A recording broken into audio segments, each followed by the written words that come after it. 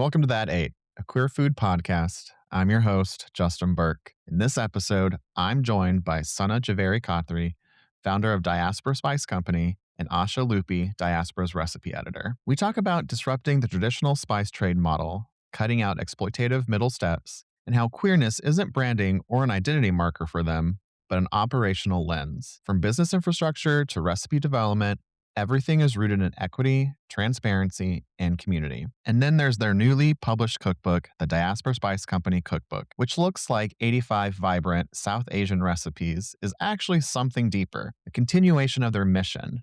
The book celebrates the hands and hearts growing our spices, keeps farmers visible, and connects readers directly to how these ingredients are meant to be used. This conversation is about spices, but it's also about power, care, and building a community that actually lives its values. I'm really glad you're here.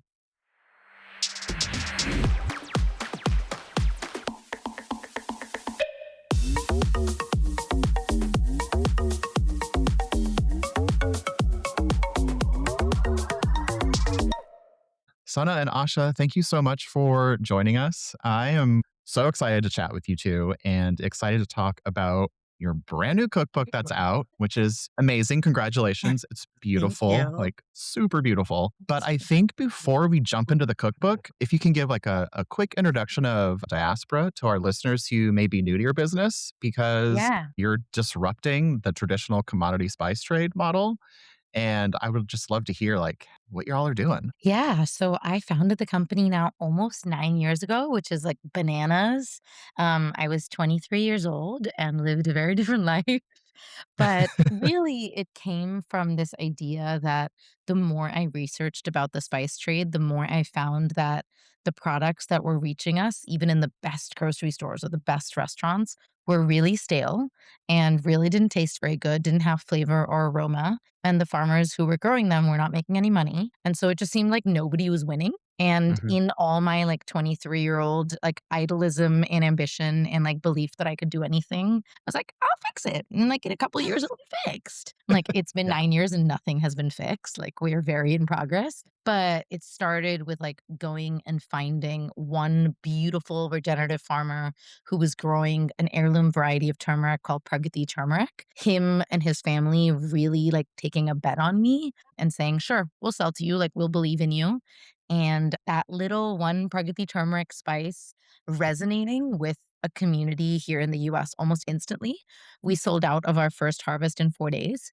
Wow. And I was like, what were people even doing with all that turmeric? I don't know. I think they didn't know either. They were just excited at the thought of like Yeah. truly connecting a farmer on one side of the world to a home cook on the other side of the world. And since then, we work now with about 140 farmers across India and Sri Lanka. We pay Wow. them all an average of 4x above the commodity price. And like for context for people, fair trade is 15% above the commodity price, aka like and nothing. And so we're paying what we believe is like truly fair for people's lives to improve, for people to run profitable regenerative farms that their children want to work on. And we've been able to pay over 3 million out to our farmers over the past 8 years. That's that's fantastic. Congratulations. Thank you. That's It's amazing. not easy most days, but it's also nice to like say all the good things together. I know that you said that it's been 9 years and you haven't fixed a problem, but you're contributing day after day of fixing that problem, and that not a lot of people can say that. A lot of people are contributing to keeping the problem occurring. So, I mean, congratulations on all of that. That's amazing and beautiful. Thank you. And to be clear, we fixed a lot of problems, but big picture, there's Big many picture, yeah. problems left to be Oh, solved. yeah. It's gonna take a lot of It's work, but generational work, and I think yeah, knowing that in, like, the age of AI, remembering that, like, systems change takes, like, several generations is yeah. important. But you've laid the foundation, and that's incredible. So, what I love about Diaspora is on your website, the transparency of how you operate, who you work with, who you partner with. Core values are front and center, and you have 6 core values: quality, equity, sustainability, queerness, rooted in culture and community. And, there are businesses that gesture towards some of these, like they're like, "Yeah, Mhm. we do that," but do they really do it? Yeah. But, one of the ones that really stands out is queerness being named explicitly, and I find that super rare, and we see businesses that if they are gonna to say queer or queerness, it's usually as an identity marker, but you really have, like, folded it into your day-to-day operations. Can we just, like, talk about that? Like, what sparked that, and why is it so important for the company? Yeah. So back in 2017, for like context, like I was a 23-year-old baby gay with like a really bad haircut because I thought that, you had to cut off all your hair to be gay.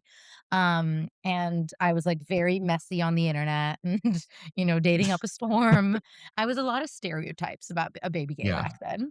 And, but I think the like beautiful thing that came out of that time was this like real belief that like queerness is not just an identity marker, but it can be like a lens through which you see the world and then you do business. And so I attended something called Feminist Business School, and it basically talked about how it was, like a short course online. Yeah.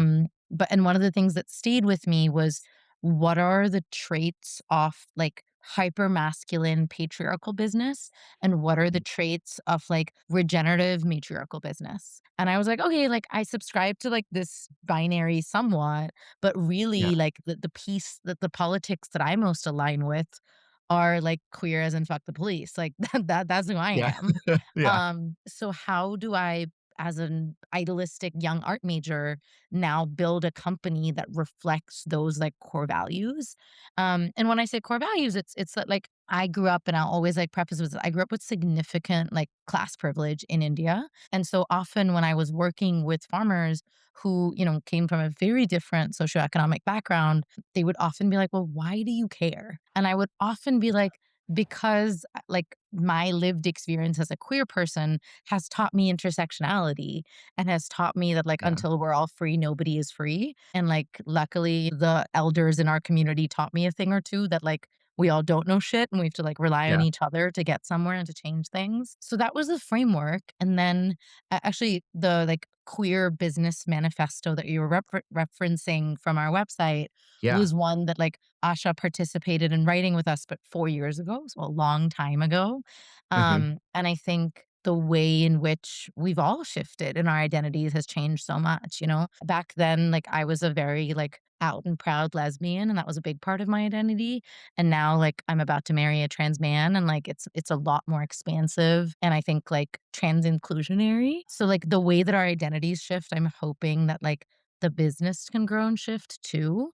But the ways in which I think it still shows up is I continue to just come from, like, an equity lens that is inherently rooted in, like, a queer identity. Yeah, that's so beautiful too, especially what you just said about, queerness, it's ever fluid, it's constantly evolving. And, you know, I look at when I came out at 19, I was like, "Oh, I'm gay," because Yeah, that was the context that I knew totally. and what was safe, quote unquote, at that time. And then as I got older and I met new people and learned more language and a little Yeah, deeper understanding of what being queer meant, I was like, oh, I actually identify as queer. And then writing my cookbook, I had like this moment while I was reinvestigating all of these memories of my youth and young adult where I was like, "Oh, I'm non-binary. yeah, This is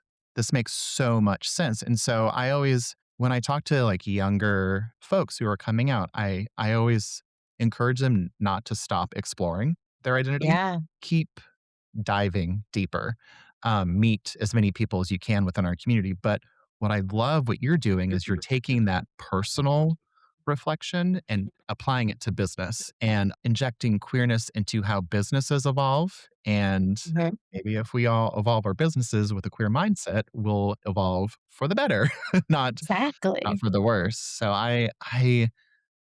yeah, I love that. It was one of the things that attracted me quickly to Diaspora was just this full transparency and this space of evolving together. Yeah, Which kinda leads me to my next question is, like, the how queerness intersects with your other values and how you've seen it expand outside of just, like your headquarters, like your immediate team? Like Mhm. how does it extend into the relationship with like your partner farmers and the communities that you are working Yeah, with? I can definitely speak to the partner farmer piece, but then Asha, after that, I'm curious about like your relationship to, both queer business, but also the queerness X, your role Yeah. in building this book with me. Um, So one, I've always been really upfront with our farm partners. Like I was showing Mhm. up with my like 6'2" rugby playing butch lesbian ex, to farms.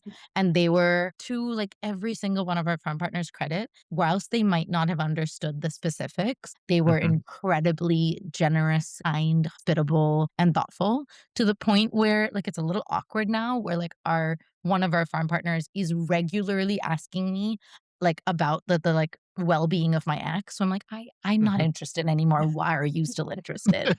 Yeah. But it's, like, comes from such a, like, loving place, Sure. even if, like, the words don't register the same way, Mhm. obviously, it's important to name that there's a power dynamic there, right? Like, I am the American buyer giving Mhm. money, so, like, things will be accepted that might not otherwise be accepted, but I don't wanna assume, like, I'm hoping that, like, in just, like, showing up to their homes as, like, my out and proud self and with these, like, values very clearly posted on the company they sell to, conversations can change within their own households or already have, I don't Yeah. know. I think Visibility, it's visibility yeah, and exactly, representation, like, and it's it's being both those really things. unapologetic about the visibility and being like, "Actually, like, this is just normal." Like and, like, if you make it sound weird, like, that's on Mhm. you, that's not on me. Yeah. Um and as things have grown, I think our team right now, a majority of our team is based in India, and I don't think I'm making a big generalization, but I don't think there is a single other publicly queer business Mhm. in India right now. Like, they might be, like, a queer organization or a queer nonprofit, but not, like, a business that Yeah. also identifies as queer publicly. And I think it's attracted, like, a really unique crop of talent to our India team, and it's mostly, like, young, ambitious women who, like, don't wanna put up with shit and wanna do things differently, Yeah. and I love that. Like, in a way, That's being a queer business has, like, self-selected the exact type of, like, women yeah. that I want to surround myself by. I mean, it's fucking badass, like, that's Yeah, great. it's awesome. Like, Yeah. that's what it is, and it's I love hearing that. But Asha, I'm so curious about your thoughts, especially as things have changed in the like 6 years you and I have been working together. Yeah, I mean, when I first started working with Sana and Diaspora, I think there was only 2 other people, One, on the which is team. Namita and Syed. Yeah, Yeah. exactly. Yes, 2. Those are the 2 that I came Yeah. up with when I was thinking about kind of the beginnings of when Sana and I started working together. And so, like, prior to Diaspora, I had worked at companies where the team of people that I was working with and I made an effort to, like, carve out this, like, queer space. Prior to, Diaspora, I worked for a company, called Market Hall Foods, and I was on a specialty grocery buying team. That moment in time, we were one of the only all-women buying teams in the country, and, it was myself and 3 other women, who identified as queer. So, like, within that company, we were, like, carving out our own space, but then it was, like, very new to me to start working for a business that was in its fledgling stages, and Mhm. you know, one of the main core values was to build this business with queerness in mind. And so that was like a really exciting shift to like when we started building the company and the team that came on then and how that has evolved over the 6 years that I have known Diaspora. That's amazing. In the queer community, we understand the value of food being a vehicle to foster our well-being. Like, it Yeah. calls for us to gather. It is this medium that provides storytelling and for us to provide oral history because our history is just ill documented. And then you have a business like Diaspora that's in food, rooted in queerness, mobilizing a queer community within and like without. Like, it is beautiful. And I think it speaks on the value of creating queer spaces centered around food. I'm just curious, of the 9 years, have you had, one of those moments where you saw, like, diaspora playing a part in, like, mobilizing, like, a queer gathering or a queer space centered around food? That moment of like, wow, this is you're seeing your model and your values outside of your Yeah. 4 walls. Yeah. I think, when I first started, a lot of the questions that I would get is like, "Ooh, like, what does sexuality have to do with selling spices?" Yeah. And like, there was a Vice article that came out when I was like pretty new into starting the company, and the comment section was just costly. It was Mhm. awful. And so I knew that I wanted to like be out and proud and celebrate queerness and make sure that we were building a community that was like as intersectional and inclusive as possible. So we had our first diaspora pop-up ever, like ever in person in Mhm. December 2022. And even in 2022, we were a pretty tiny company. Like I think we Yeah. had like 7 people working for the company and we had 1,400 people come out our first weekend. Whoa, And that's like amazing. it was blackout madness. Yeah. I just remember, like, not being able to, like, move my hands on the iPad fast enough and, like, Yeah. roaming through the line with a tray of chai being like, "Hi, hi, hi, hi." I actually opened the door to the pop-up, I think at, like, 9:51, and I saw this big line, I was like, "What are you guys lining up for?" And the lady was like, "You, silly." I was like, You got hit by denial. yeah, I really didn't see that coming, like, I thought it was gonna be, like, a cute little opening day. And similarly, we had this launch with Padma Lakshmi, this past October, Mhm. and we did, like, a bakery collab with Libre Bakery, and Yeah. obviously, like, Padma has a huge audience, Yeah. but so does Diaspora. Yeah.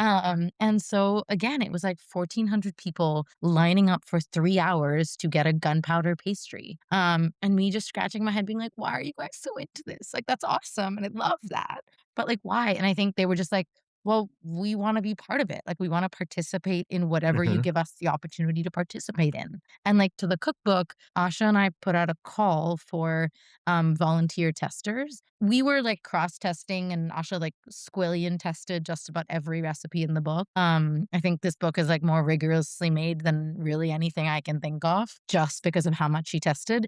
But we put out the volunteer tester just to be like, "Let's get our community involved, and Mhm. let's see what they think," right? And again, like, I fully thought we would have 100 people sign up, and that would be really cool because we only have 85 recipes in the book. And again, we had 1,300 people sign up to test recipes.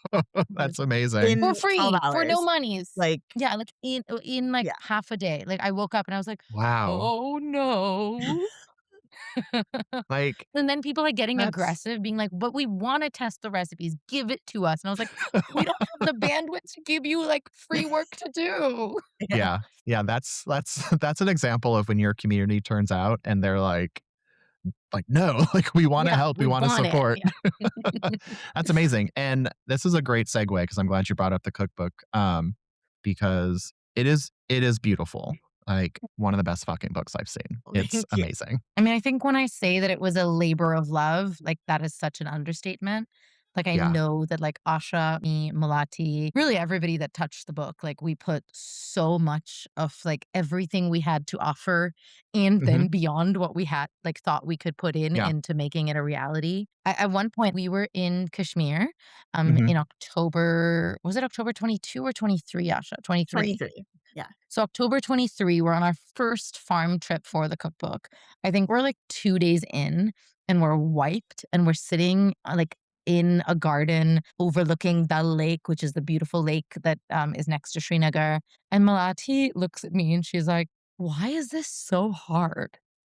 Mhm. And I think I, like, responded because I was like, "Because nobody's done it before." Yeah. Like, we're doing something that, like, really we don't have a pathway or a Mhm. model or, like, a quality standard for, and we're trying to do it excellently, Mhm. and we none of us have ever done it before. Like, Asha had done Yeah. cookbooks before, but I certainly hadn't, Malati hadn't. But, yeah, and this was everybody's first South Asian cookbook. So, Yeah. yeah, we were, like, in the deep end, and it felt really hard the whole time. Is you're not guaranteed a second opportunity to write a cookbook, and so when you write that first one, you do have this immense pressure of trying to get it right and do it justice for the representation in the audience that first and foremost it's intended for.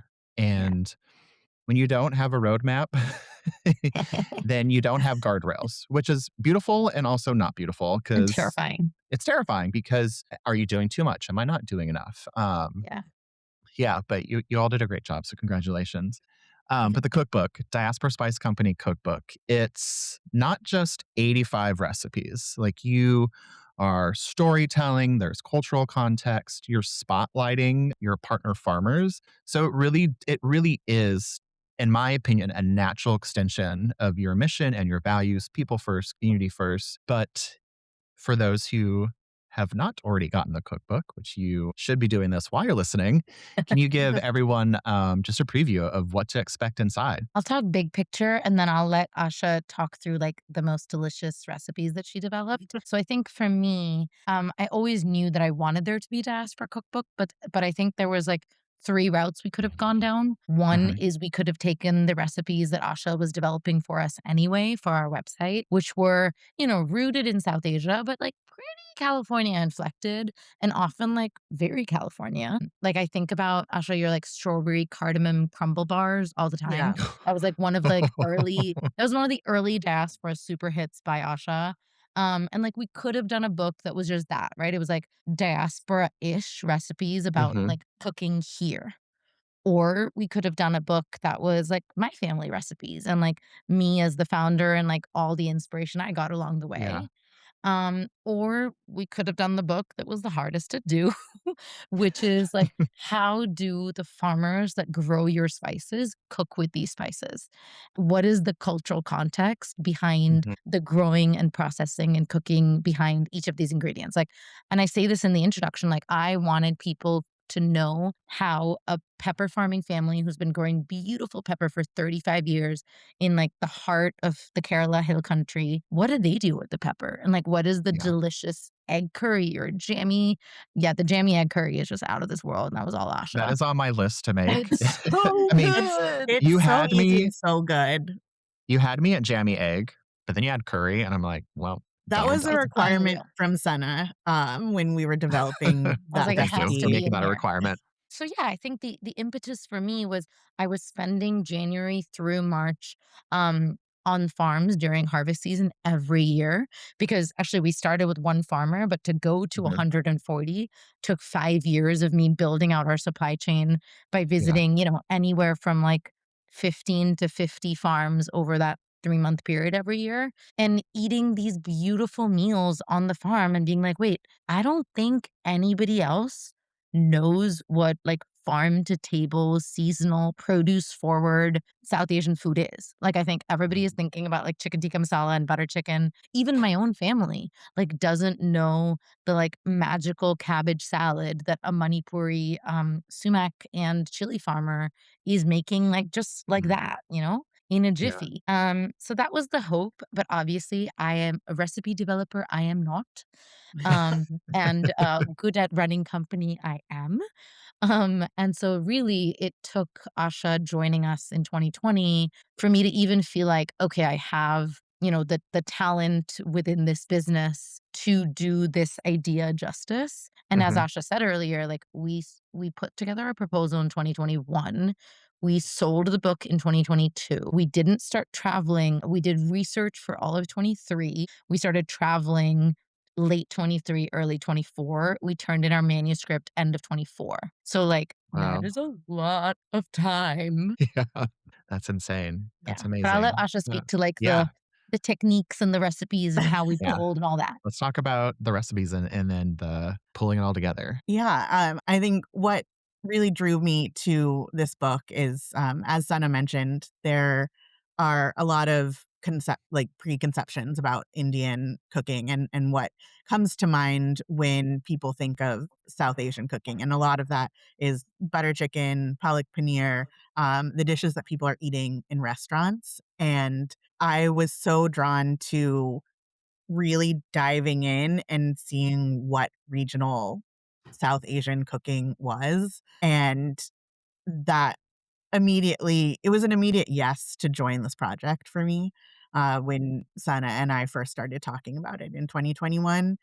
This like, what we learned was so much more extensive than what I could have even imagined. Like, the little tips and tricks that the women who we were in the kitchen with have been using, for generation after generation after generation, and, like, that it was surprising to me all of the little things that I learned that were translated into this cookbook, but then also in turn made me a better cook in life. What's beautiful about this book is it wasn't only a collaborative effort between the two of you and your team. Like, you included the collaboration of the communities, the farmers, the people making the spices. Like, you brought them in. So what was that experience like, and what role did they play? How involved were they? I feel like there's a story here, or multiple stories. I mean, I we have 40 collaborators. It's bananas. Yeah, Yeah. But I yeah, would Asha, say, you like, keep going. chaotic in a really good way. Like, learning and being on the farm and with the women and, like, for me, there was a language barrier, and for Sana on some farms, there was as well.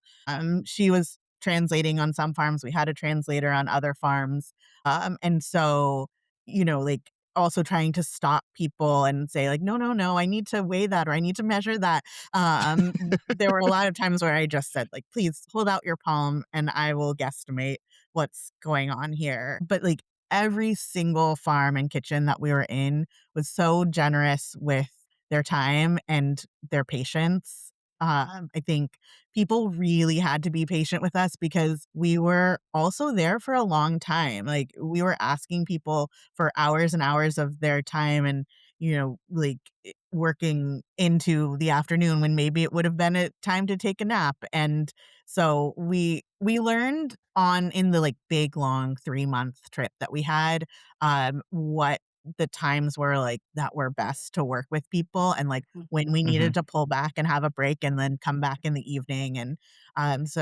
there was a big learning curve with um kind of making sure that we were being as thoughtful as we could with all of our contributors. It just speaks volumes of who you 2 are and what diaspora is like, not forcing individuals, communities to align with you. Like, it's no, like, we're doing it with the community, we're doing it Yeah, with these farmers. We're gonna work with them their way, and I yeah. think that is very reflective in the book, 100%. What you do too in the book is kind of, Sana, what you were saying, there were multiple ways to take the first book. Like, you could have gone in multiple directions. Same can be said once you identify the core concept. Then you Mhm. have the choices of, are these going to be entry novice recipes? Is it just going to be user friendly? Are we just going to focus more on people who have a foundation of knowledge of this cuisine? And this book really is inviting to all. You have foundations for pantry building and, building skills. Like, this book really does grow with the reader depending on where it finds them, where they're comfortable in the I'm, like, kitchen. What so fundamentally relieved to hear you say that. Like, I'm over here being like, Oh, "Oh, thank God." No, truly. I feel like when we were writing the book, Sana kept, like, turning to me and saying, like, "This book is so technical," and, I I think was both of us so were scared that nervous. nobody was gonna get it. Yeah, where I was like, If we make this too hard, like, we'll lose them all." no, no. I think and this is like me taking my, like, have been working in professional kitchens for years. Like, that's me taking that hat off and me looking at it and saying, "Yep, you're gonna find that person who's like, I am gonna get into the kitchen for the first time and I'm cooking Yeah, from diaspora." There is one recipe that is going to motivate them, and yeah, then they're gonna get excited and they're gonna go to the next thing. And what they're doing the same time of building skills is they are being introduced to yeah. a 2 variety cultures. of cultures and ingredients and Yeah. ways of cooking. When we were traveling through the farms, Asha actually had this, like she had this was it your red notebook? It was red, right? It was pink. No, it It was was pink pink. for Okay, it was like diaspora. it was a pink diaspora notebook. And on one of the pages, she just made a list of like every vegetable that an American home cook uses. And I was like, what is the point of this list? What are we doing here? And then she was basically across our travels, she was trying to figure out like which farm partner could highlight which of those vegetables. So in no way to be reductive to the farms that we were like Hmm. sourcing from or working with, but to make sure that like your average American home cook, like my mother-in-law in Chicago, could open it and find their one favorite vegetable and be like, "Okay, I've never made pumpkin like this before, but, like, I really like pumpkin, so, maybe I'll give it a try." Yeah. And I think that that, like, effort of, like, trying to give people multiple entry points Hmm. whilst not diluting any of the culture and any of the, like, nuance and heart of Yeah. these cuisines, I'm hoping comes through when people are opening the book this week. It was just very smart and intentional. So let's talk about some of the recipes. So we Go already for it. talked that I am super excited about the jammy egg curry, Mhm. but I'm Yeah. also like ready to make the turmeric banana snacking cake. And I think what I'm more excited about is the apricot saffron frangipan galette. Like, Yeah. I feel That like you one made is those so like with me in mind. They were like, "Oh, Justin will love these." Um, but I'm curious, and this is like, I know it's like probably the worst question to ever ask a cookbook It's author. okay, we get W- asked this question all the time, Yep. go for Are it. you ready for it? Yep. Yeah. What is the recipe? Not your favorite recipe. Ooh, plot twist. Plot twist. What is the recipe, each of you, that you hope readers make first? That Ooh, Chris. represents the heart of the book. Asha? I added depth there. I know. I'm a twist. Asha, Cookbook. I'll be annoyed if you pick the same thing as me, so telepathically don't. I hope that I don't pick the same thing as you. No pressure. I'm maybe I won't say one thing that I think maybe you will say. Uh, for me, I think I hope people make this tomato pachadi, which is an Andhra style Yes. tomato pickle. And Mm. it's like a textural wonderland of semi-roasted tomatoes and tamarind and curry leaves and toasted lentils, and it's just, like, jammy and crunchy and sweet and Ugh. spicy and tangy, and I think it really, encapsulates what we learned in Andhra Pradesh, and that one is a recipe I really hope people will make. We actually made that recipe at the Mumbai test kitchen 2 weeks ago, and I could see that the whole team was a little skeptical, where they were like, "I don't know, you're taking, like, dead of winter mealy tomatoes, and you're telling me it's gonna taste good." And I was like, Yeah, "Oh, just you wait." And sure yeah. enough, like, everybody's, like, licking their plates clean with tomato pachadi. Yeah, that sounds Mhm. delicious. All right, Okay, Sana. Asha played it well, that was not mine. Okay, Um good. But mine is also tomato related. It is the Okay. cover of the book, which Okay. is a tomato and bitter melon salad that's Mm. inspired by a Sri Lankan sambal or like fresh chutney called karvela sambal. And I think it's like taking the roots of something that is deeply inherently Sri Lankan, karvela sambal. And then I think Asha has like made it deeply fundamentally Californian, but Yeah. it's true to both, you know? Yeah. Like, it's a sexy tomato salad with layers, but it's also so South Asian. So, actually, Hattie McKinnon has this, like, tomato Ugh. salad with a tamarind maple dressing and fried shallots for New York Mhm. Times, and Mhm. I guess I love a gateway tomato salad, you know? Mhm. It's, like, something that you know, but it, like, takes you to a different dimension, and I feel like this recipe, which is the cover of our cookbook, is your gateway tomato salad. And like from there, we can like take you into a world of spices, but just start there. First, those 2 sound amazing, and I will be making them, and I hope everyone else makes those. But I love what you just said about, like, entry for tomato Yeah, because I don't shy away from this. I actually do not like tomatoes. But Oh, hold on, hold on, hold on. I don't like just a tomato. Like, if it was like a tomato on a burger, I'm just like, I can't sure. get yeah. I can't get down with that. Or, Do you like it tomatoes cooked? so I like them cooked. And my son is the same way. He's like, tomatoes are gross. I don't understand why people think they're sweet. And I've had to explain to him like the different, like sweet isn't always sweet like candy. Mhm. um and I've explained to him he's tasted a grocery store tomato and then we go to a Mhm. farmer's market and he can tell the difference. But for me, I'm one of those few people who the enzyme, like it always like a raw tomato always tastes rotten to me. Same with Hmm. strawberries. I don't I like hate that just for you. That's terrible. Yeah. all strawberries taste and smell rotten to me because That's it's like a crazy. jacked up enzyme. But I love what you just said about the like entry like of tomato because I feel like the people that do say, "Oh, I don't like tomatoes," I'm one of you, and I would eat these recipes. My partner Chase doesn't eat most vegetables when I met him. Like, he was like, "I hate cabbage. I hate cucumbers. What about zucchini? Ooh." Ugh. Unseasoned chicken was his idea of, like, culinary Oof, no. exquisiteness. Yeah, I know. But anyway, I do feel like so much of that just comes down to seasoning, right? Mm, And now, like, our family favorite recipe is a, like, mustardy cabbage with prawns and or shrimp. And he didn't know that it was cabbage. Like, I was like, "Bro," well, like, I didn't even try to hide it. So I yeah. think so much of, like, people's preconceived notions around food.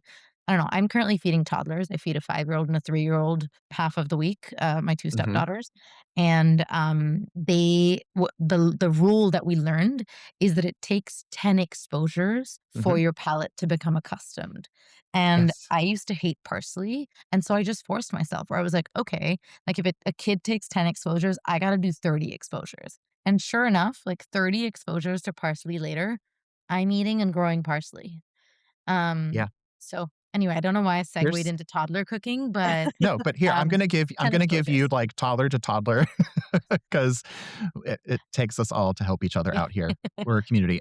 Jasper's a pretty good eater. I mean, his number 1 choice of food is sushi or, anything Korean, but he doesn't like, he's just not a fan of what, stereotypical children will eat, like chicken tenders and Sure, all that. But when sure. it comes to vegetables or anything, or he has some aversion to texture. So our rule is when we try food, even if we previously said we didn't like it, we don't like my husband and I, we don't react to his response Yep, to then add that stigma. We say, can you describe why you don't like it? same. Because we want to understand why he doesn't like it, but we also want Jasper to develop the language and understanding of, oh, that's actually it's not because I don't like tomatoes, I don't like the texture or I Yeah, don't like ground beef versus, a totally. fillet. So, but yeah, it's communicate.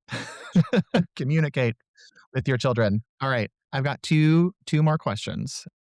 After someone has read the entire book cover to cover, which they will do, I Mhm. promise. What do you hope the takeaway is for them? Not about cooking, like, not about, like, the recipes, but, you know, the culture and care and connection. Like, what do you hope the takeaway is that they can implement into their everyday? Asha, you go first. Big takeaway. I mean, for me, it would be people's takeaway, hopefully, is how expansive South Asian food is. Mhm, And, you know, this book, while it does a great job of opening the door, we only traveled to 11 states out of so many different regions in India. So I feel like this book is like scratching the surface and cracking the door open. And I'm hoping that also what people take away from this is that they want more and we can open the door wider. yeah, I I love love that. that. That's a good answer. Yeah, that's a really good answer. Yeah. I feel like, I mean, 100% co-sign with what Asha said, and I think my hope is that, um, people don't feel terrified off their spices anymore, and they feel Mhm, like they can layer spices and cook with them and experiment with them with, like, a level of, like, playfulness and confidence and intuition. Because I really like, we were talking about the process of traveling for this book where we were like on the Hmm. road for over 4 months. And the privilege that Asha and I had is we just got to watch these 40 women across 10 states play, right? And like Yeah. go through motions that for them is routine that they don't even have to think about. But for us, we were like, whoa, I didn't know you could like pair black cardamom and fennel like that and it like transforms the dish. Or that Yeah. like, ghee mixed with garlic and a little cumin makes something super rich and buttery. So we got that privilege in the process of making the book, but hopefully by like reading through it or cooking through it, folks can like secondhand get that like PhD level education. Yeah. I love that. I'm excited for everyone to read it, and I'm excited to hear all the wonderful things that come out from it. But okay, it's time for the last question, and it's the All right. question that I ask every guest on that 8. I am a firm believer that within the queer food space, we can do such a better job of uplifting each other up and sharing the spotlight. And so I would like to know, who are 2, maybe 3 queer food stars. So this could be chefs, writers, farmers, photographers, stylists, like business owners, that you think deserves more love and attention right now, and those who are feeding our community literally and culturally. Who would those folks be? I love And so that. you Okay. know their, social handles and websites, if they have them, I will include in the episode description so everyone can find them. Okay, amazing. So I would start with John Birdsall. Just because Oh, he John has been Birdsall. writing. Yeah, like he's Yeah. been writing about queer food for a very long time. I Mhm. feel like he in a way like created language around how queerness and the food industry have been like tied together for decades. Mhm. Yeah, like his newsletter has been one that I constantly read and I'm like, okay, good, like somebody else thought of it. So like now I Yeah. can now I have language and framework. Yes. Then, there's 2 restaurants, one of which you know very well, which is Hags, and then the other Yes. one is Little Deb's Oasis. And Yes. I think what I love about both, and I know Little Deb's has, like, gone through a lot of transitions over the years, but Mhm. they were similar to us, one of the very few in 2017 out and proud queer businesses, and there was a lot of language that I know I pulled from the way they were doing things and the way they were Mhm. building that I really appreciated, plus their food is just incredible. Yes. I remember, I think in, like, 2019, ordering their, like, whole fried fish, and it Mm. just, like, it blew my mind with, like, acid and texture and flavor and all the things. And we're actually doing a collaboration with Hags when we're in New York in Oh, 2 that's weeks. amazing. Ugh, Yeah, I wish I was I there. I know. I think it's the 4th, is that right, Asha? Am I making that up? I think, yeah, it's It the might have 4th. by the time this airs, our dinner with Hags might have already happened. Okay. And if I'll not, watch and then. yeah, yeah. That's so Um, exciting. Oh, that'll be so fun.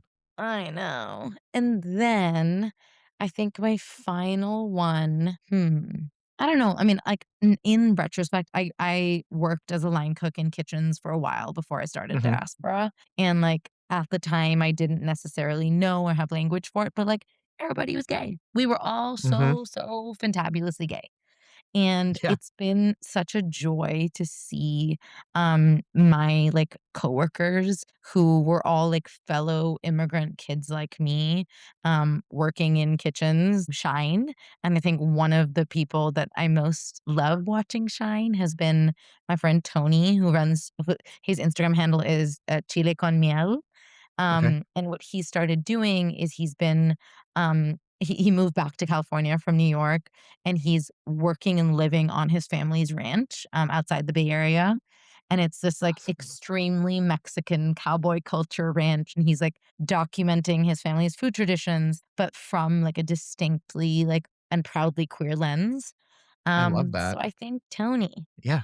Perfect. Thank you for sharing those. Yeah. Okay, Asha, Asha. it's your turn. Yeah, I mean, you had definitely some of my answers as well. Like, when I when I, like, heard that we were partnering with Hags, I was, like, ecstatic in that I would be able to get to work with, Telly, and I am Mhm. because I've just really admired what Hags is doing. So 100%, Telly justice for sure.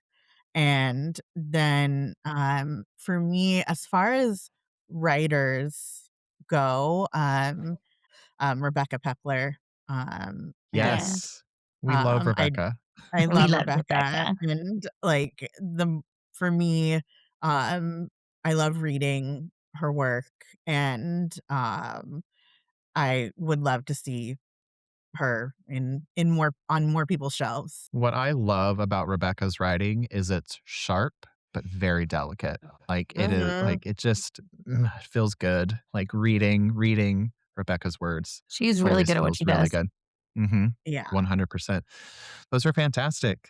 Thanks for sharing those. And I hate having to say goodbye because this was fantastic. And I would just love to talk more and hang out because I just love everything that you're doing. I really admire everything and fully, fully support what Diaspora does every day. So thank you. Thank Thank you so much you. for taking the time and Thank you so congratulations on much. this book. Thank you, Really, thank really you. beautiful. All right. Bye. That's episode 4 with Sana and Asha. I hope it inspires you to cook with intention, support businesses rooted in care, and remember that food, like justice, is richer when everyone's included. Now grab a copy of the Diaspora Spice Company cookbook and support a spice company, keeping us all connected. Take care.